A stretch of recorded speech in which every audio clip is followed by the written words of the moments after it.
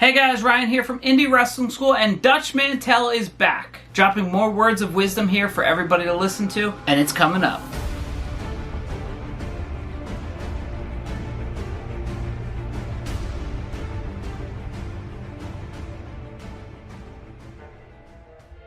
Hey guys, thanks for checking out this video. If you're new here, please consider subscribing below. We put out new videos every single Thursday. Now this is part of my series with Dutch Mantell, and I'll have the entire series up in my members section right here on YouTube for those of you who are members of this channel. But I just wanted to get some of this information out because I think anybody who's looking to get into pro wrestling needs to hear from this guy. Somebody who's been around the block, somebody who knows what he's talking about, somebody who just wants to give back to pro wrestling. Dutch Mantell truly has done it all, known as Uncle Zeb in WWE, but I always do him as Dutch Mantell. And he's just somebody who's so giving and so forthright with all the information he has. He's just somebody who can't help but pass that information along, and I think it's wise for anybody looking to get into the business, be it as a commentator, pro wrestler, a promoter, a booker, anything you're looking to do in pro wrestling, he's got an answer for whatever question you have. So it's a guy that if you have any opportunity to see him at a convention or anything like that, I urge you to spend some time and sit down and chat with him for as long as you're able to, because you'll do nothing but pick up words of wisdom, information that'll benefit you for the entirety of your career. So let's throw to the clip right now and check this video out. It's crazy because like you watch any of that Memphis stuff and it's really just a conversation, and then it gets elevated, then it gets heated. And before you know it, like you could see that Lance Russell lost control of it and he's trying to calm everybody down. But it's such a believable show. And I think that's why it still holds up 40 years later. It'll hold up forever. And there's nothing like it either. Like nobody's tried to replicate it. Memphis had a run from about 80 to about 84. That was friggin' hot. Mm-hmm. We used to call that at Memphis Mid-South Coliseum. If there was less than 8,500 people in that building, they'd want to fire everybody. Right. I mean, a sellout was common. Right. And then 82, I had just come off that angle with Longer, which was the shortest, longest angle I'd ever been in. We only wrestled 3 times.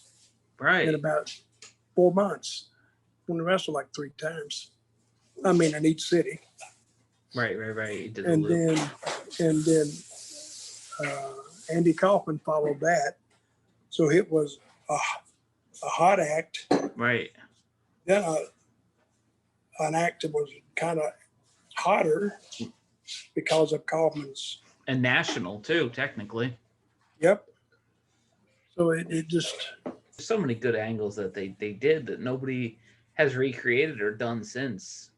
So like I watch it to steal stuff all the time or borrow stuff all the time. But if you have 2 guys who have the technical skills that can do that, they can carry it out.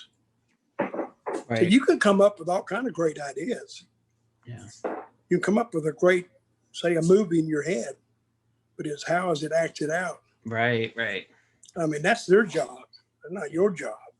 See, that's what I tell some of these guys. I said, it's some of these angles are so old, they're new. So, like for long-term storytelling, do you think it's better to never have the guys touch, or have matches like every few months and kind of up the ante, so to speak?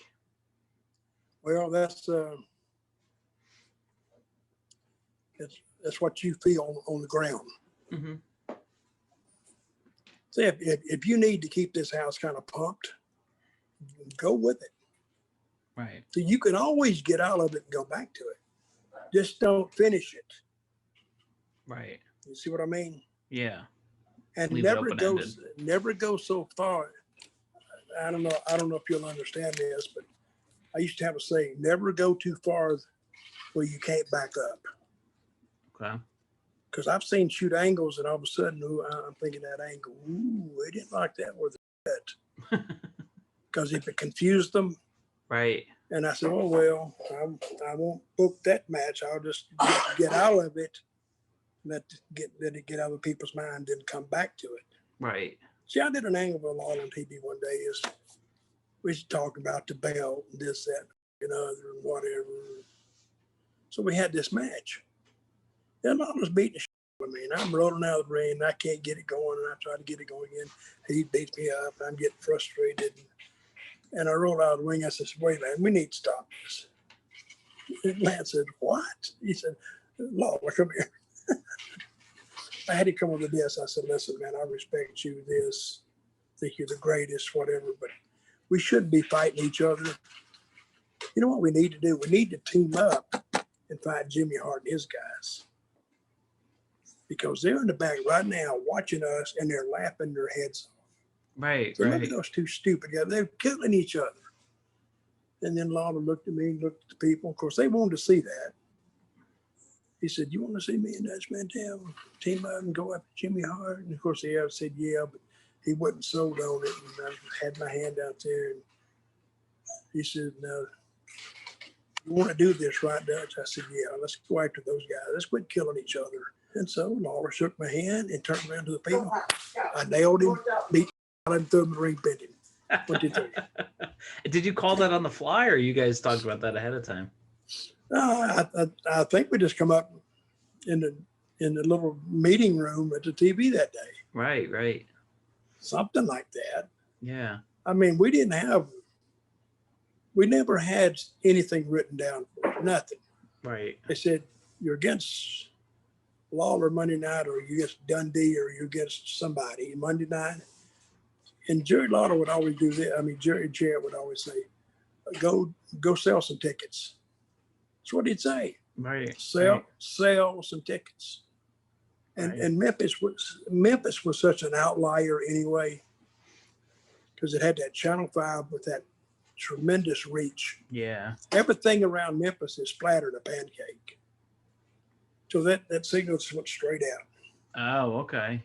It'd get out 80 miles in every direction. Oh, wow. So that's a pretty damn big circle. Right. And we were reaching back in the early 80s. It was doing numbers that the prime time was doing. On a Saturday morning.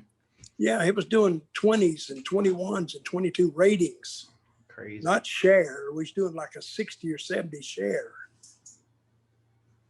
And we were the most over people in the town and didn't know it. Right, right. Of course, I don't think Lawler wanted us to know it. Right, right. I say it every time, but that's a guy I could listen to talk forever and ever. Dutch Mantell, a true legend in pro wrestling. Once again, if you're a member here on this YouTube page, you'll be able to see that entire conversation below. So if you like this video, please beat the shit out of the like button, and we'll see you next week right here on Indy Wrestling School every Thursday.